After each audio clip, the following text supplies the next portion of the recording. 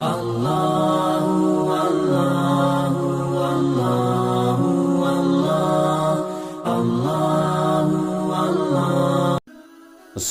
അലൈക്കും വറഹ്മത്തുള്ളാഹി. അൽഹംദുലില്ലാഹ്. അല്ലാഹുമ്മ സ്വല്ലി അലാ സയ്യിദിനാ മുഹമ്മദിൻ വഅലാ ആലി സയ്യിദിനാ മുഹമ്മദ്.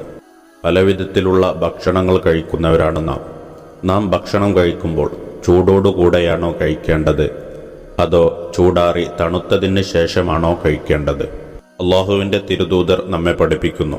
അൻ ജാബിരിൻ റളിയല്ലാഹു അൻഹു ഖാല ഖാല റസൂലുള്ളാഹി സ്വല്ലല്ലാഹു അലൈഹി വസല്ലം അബ്രിദു ത്വആമൽ ഹാറ ഫഇന്ന ത്വആമൽ ഹാറ ഗൈറു ദീ ബറക. ജാബിർ റളിയല്ലാഹു അൻഹുവിൽ നിന്ന് നിവേദനം. നബി സല്ലല്ലാഹു അലൈഹി വസല്ലമ തങ്ങൾ പറഞ്ഞു, നിങ്ങൾ ഭക്ഷണം ചൂടാറ്റുക, കാരണം ചൂടുള്ള ഭക്ഷണം ബറക്കത്തില്ലാത്തതാണ്. ഈ ഹദീസ് വിശദീകരിച്ച് മഹാനായ ഇമാം മുനാവി റളിയല്ലാഹു അൻഹു പറയുന്നു, ഭക്ഷണം ചൂടാറുന്നതുവരെ നിങ്ങൾ പിന്തിപ്പിക്കണം.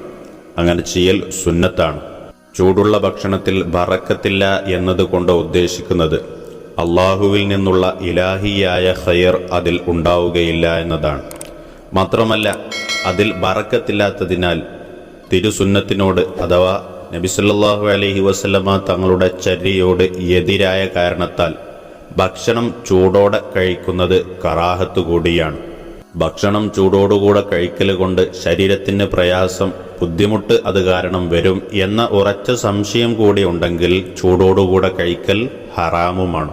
ചുരുക്കത്തിൽ മുത്തറസൂൽ സല്ലല്ലാഹു അലൈഹി വസല്ലമ തങ്ങൾ നമ്മെ പഠിപ്പിക്കുന്നത്, നാം ഭക്ഷണം കഴിക്കുമ്പോൾ തണുത്തതിന് ശേഷം, ചൂടാറിയതിന് ശേഷം മാത്രം നമ്മൾ ഭക്ഷണം കഴിക്കുക.